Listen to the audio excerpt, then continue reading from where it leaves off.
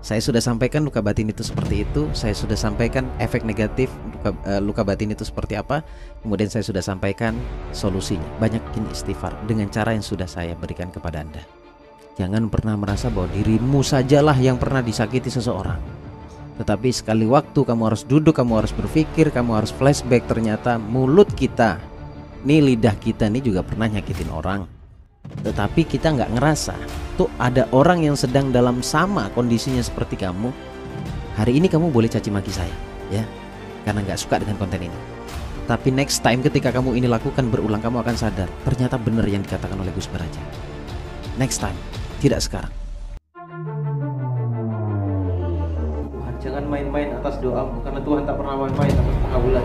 Maka doa dibagi menjadi 3 komponen yang difikirkan: lisan, perbuatan. Hasbunallah wa ni'mal wakil, ni'mal maula wa ni'man nasir. Jadi sandarkan hidup dan mati kita itu hanya untuk Allah. Saya yakin 1000% semuanya akan dibahagiakan.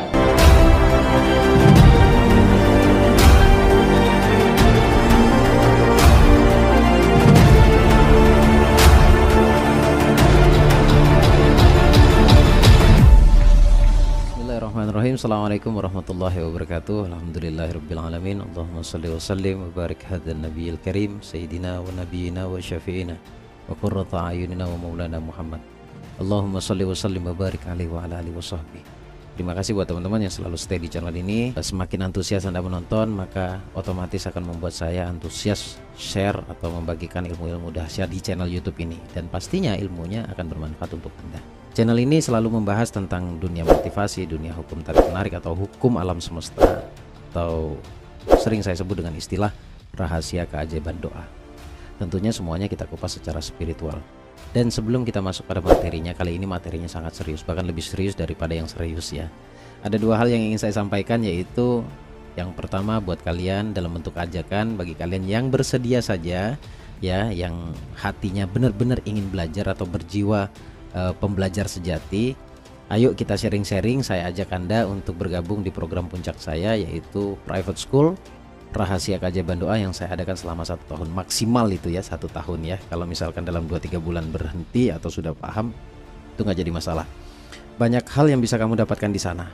Banyak sekali. Pertama, video materi tentang rahasia keajaiban doa. Kemudian yang kedua, kamu juga pasti akan dapatkan audio program ulang bawah sadar atau audio terapi. Dan yang paling penting dan yang paling menarik, bahkan kamu akan mendapatkan bimbingan selama 1 tahun selama program itu saya jalankan. Bimbingannya dalam bentuk online, pertemuannya di Zoom meeting dengan pertemuan terjadwal. Informasi lebih jelasnya kamu cek langsung di deskripsi, atau bisa langsung WA ke nomor saya 08 58 4990 6027. Itu yang pertama. Kemudian informasi yang kedua, buat kalian yang hanya ingin belajar di YouTube saja, saya sudah buatkan di playlist ya, per tema, per materi. Ada magnet uang, magnet cinta, bahkan ada terapi luka batin atau penjelasan tentang luka batin, mental block dan lain-lain. Bahkan bagaimana cara menyelesaikannya. Jadi kamu langsung cek di playlist, suka-suka kamu sesuai maumu, temanya sudah ada di playlist. Baik teman-teman, saya hari ini, malam ini, pembuatan video ini tepatnya di hari Jumat, akan upload malam Minggu. Saya akan bicara satu hal yang sangat menarik, dan ini menjadi penyebab kenapa goal-goal kita itu sulit kita dapat. Inilah salah satu atau bagian yang paling penting yang perlu kita ketahui, bahkan harus kita atasi ini. Kenapa goal-goal kita susah kita dapat, dan kenapa kesialan-kesialan datang dalam hidup kita. Hal tersebut adalah luka batin. Sebentar, jangan di skip dulu. Saya pastikan, saya janjikan kepada Anda ini penjelasannya menarik, dan kalian akan tersadar sesadar-sadarnya betapa meruginya Anda yang masih menyimpan luka batin Anda. Tetapi saya akan berikan perbedaannya dulu ya, karena masih ada beberapa yang komen di kolom komen bahwa seakan dia memberikan sinyal ke saya belum paham perbedaan antara luka batin dan mental block. Harapan saya sih Anda yang nonton sudah paham itu perbedaannya di mana ya. Tetapi kalau misalkan masih ada yang belum paham, baik saya jelaskan. Luka batin itu adalah goresan luka yang disebabkan oleh konflik. Sekali lagi, konflik. Dengan siapa? Dengan orang yang kita kenal. Dan kebanyakan itu dengan orang terdekat kita. Orang terdekat kita itu bisa saudara, bisa tetangga, bisa ibu, bisa kawan-kawan kantor, teman-teman di kantor, atau siapapun. Dan efek dari luka batin ini sangat ekstrim. Selain berefek masa depan kita selalu sial, bahkan goal-goal kita atau tujuan kita atau keinginan kita itu kebanyakan tidak dikabulkan oleh Allah.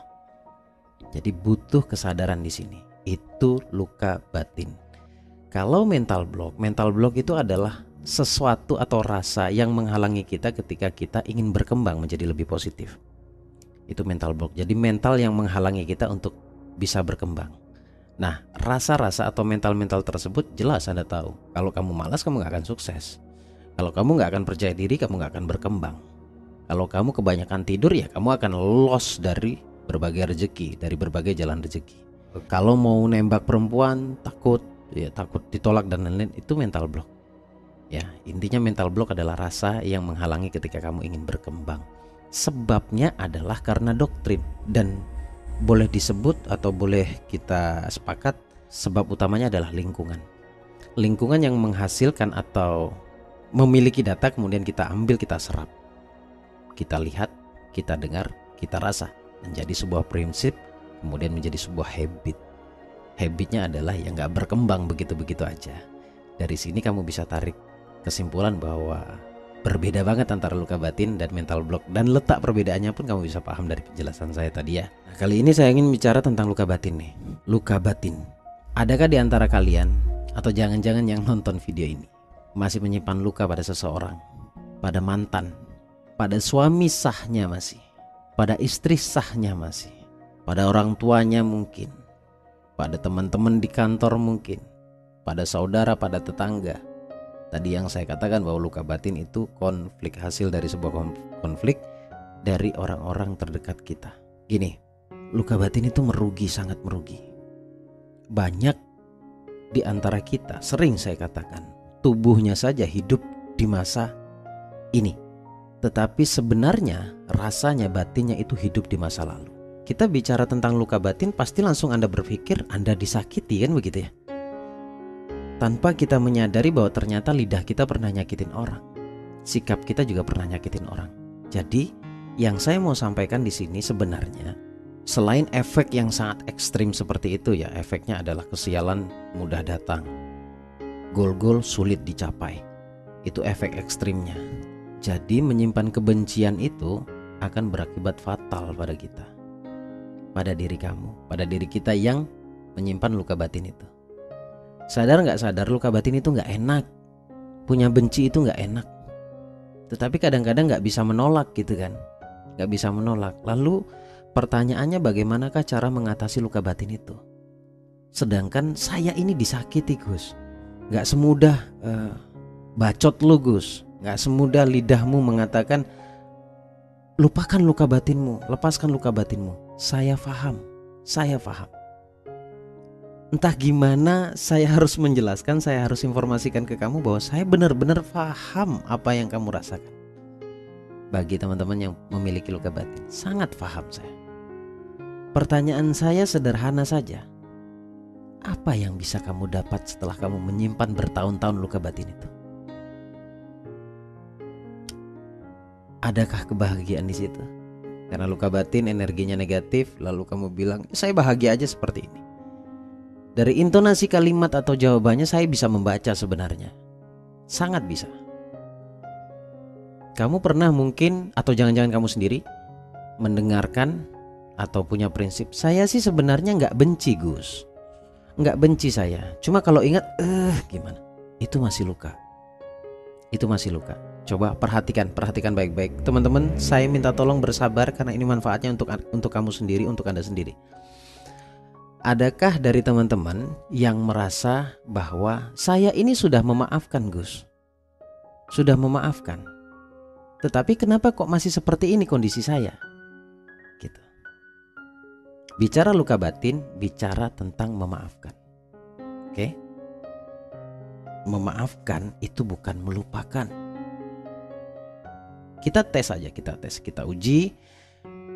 Saya ingin ngajak teman-teman semuanya, siapapun Anda, dimanapun Anda berada, tutup mata sejenak. Tutup mata sejenak. Ikutin saja. Insya Allah ini akan bermanfaat. Coba sekarang ingat satu orang yang pernah nyakitin kamu, siapapun itu. Tutup mata sejenak. Entah kenapa orangnya muncul aja seketika. Lihat, tarikan dari energi negatif, menarik sesuatu yang negatif datang seketika di pikiranmu. Muncul orang yang pernah kamu benci atau orang yang pernah menyakitimu. Sekarang apa yang kamu rasakan? Lalu buka mata. Sampaikan di kolom komen. Sampaikan di kolom komen. Kalau kamu masih tiba-tiba ngerasa seperti tiba-tiba ingin fight, seperti tiba-tiba ingin meludahi orangnya, seperti ingin tiba-tiba mencaci makinya,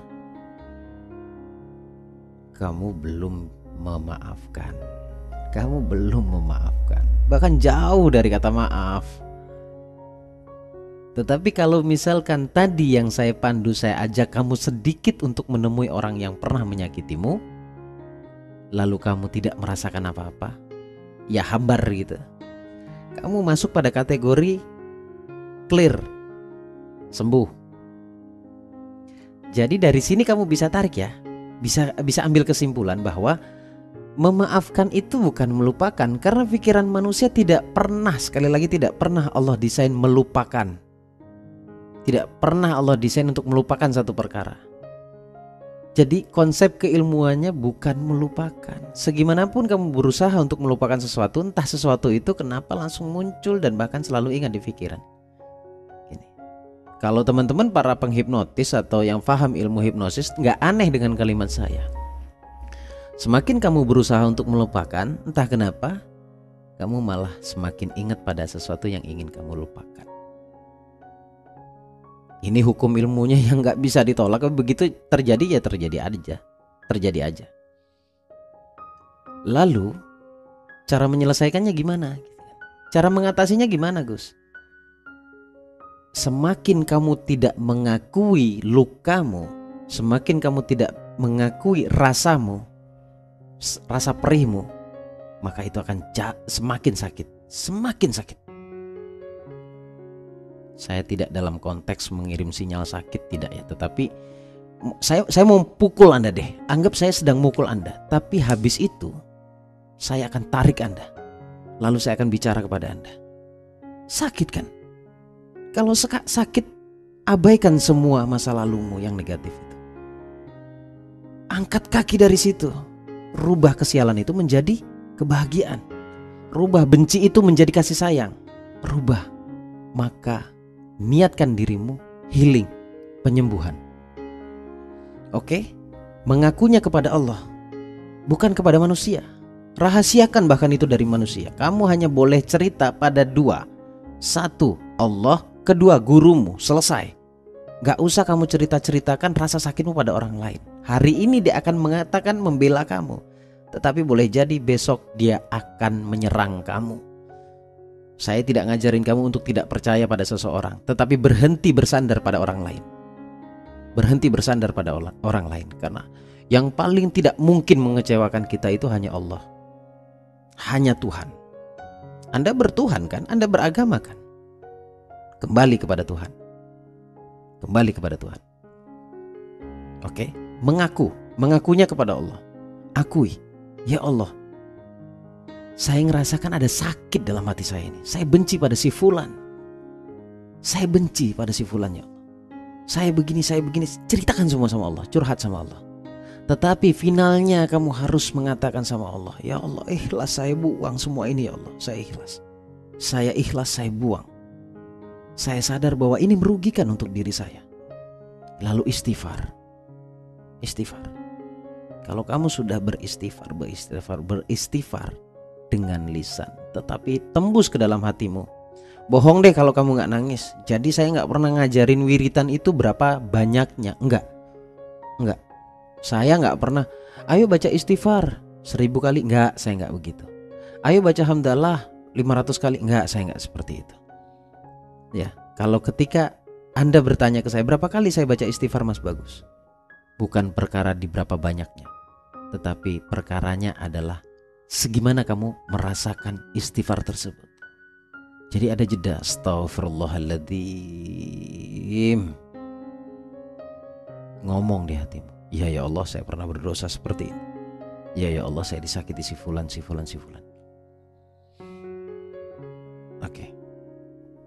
Kalau sudah kamu lakukan itu, saya pastikan kamu jauh lebih baik.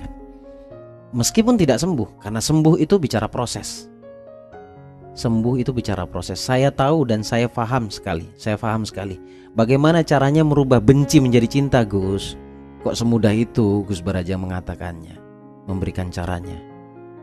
Saya tahu, saya paham. Itu kenapa ulang-ulang. Hari ini kamu boleh caci maki saya, ya, karena gak suka dengan konten ini. Tetapi next time ketika kamu ini lakukan berulang, kamu akan sadar ternyata benar yang dikatakan oleh Gus Baraja. Next time, tidak sekarang. Tidak sekarang. Mungkin besok, mungkin lusa, ketika kamu melakukannya plong hati tiba-tiba. Bahkan ketika saya menyampaikan sugesti, Anda plong. Karena saya peduli terhadap Anda. Gitu. Sebagai penutupan, ya. Saya sudah sampaikan luka batin itu seperti itu. Saya sudah sampaikan efek negatif luka batin itu seperti apa. Kemudian saya sudah sampaikan solusinya. Banyakin istighfar dengan cara yang sudah saya berikan kepada Anda. Sebagai penutup, saudara, jangan pernah merasa bahwa dirimu sajalah yang pernah disakiti seseorang. Tetapi sekali waktu kamu harus duduk, kamu harus berpikir, kamu harus flashback. Ternyata mulut kita, nih lidah kita nih juga pernah nyakitin orang. Tetapi kita gak ngerasa. Tuh ada orang yang sedang dalam sama kondisinya seperti kamu, sakit hati pada seseorang seperti kamu sakit hati pada seseorang. Dan mereka yang pernah kamu sakiti oleh lidahmu, oleh sikapmu, hari ini juga mungkin berpikir dia sedang sakit hati sama kamu. Lebih pahitnya lagi saya ingin mengatakan ke Anda, terima atau tidak terima, saya harus sampaikan kebenaran ini. Tapi habis ini bangkit saudaraku, bangun. Habis ini bangkit, bangun. Maafkan semua musuh-musuhmu. Bukan untuk mereka, tetapi untuk tujuanmu, untuk goalmu. Untuk goalmu. Ayo bijaksana terhadap diri sendiri. Jangan pernah berpikir bahwa kamu hanya disakiti saja. Boleh jadi lidah kita pernah menyakiti seseorang. Jadi berpikirlah, bijaklah dalam hidup, dan maafkan semua musuh-musuh. Saya bersumpah demi Allah, demi Rasulullah, ketika kamu sudah tidak punya benci pada orang lain, ketika kamu sudah memaafkan musuh-musuhmu, engkau lebih mulia. Perkara memaafkan atau meminta maaf itu dua hal yang berbeda sebenarnya. Ketika kamu minta maaf, tidak akan mengurangi derajatmu, justru engkau makin mulia. Ketika engkau memberikan maaf, engkau juga tidak akan dikatakan ini dan itu, tapi engkau akan dikatakan engkau sungguh bijaksana. Terima kasih, semoga ini bermanfaat. Semoga bermanfaat. Saya berdoa untuk Anda semuanya agar kesedihanmu Allah angkat dan Allah ganti menjadi sebuah kebahagiaan. Jangan lupa silaturahmi satu sama lain, dan jangan lupa juga silaturahmi dalam bentuk komen dan doakan satu sama lain. Saling mendoakan itu jauh lebih baik daripada harus berkeluh kesah. Terima kasih buat semuanya. Saya pamit. Al-Fakir Ad-Dhaif Ilallah, Bagus Baraja. Assalamualaikum warahmatullahi wabarakatuh.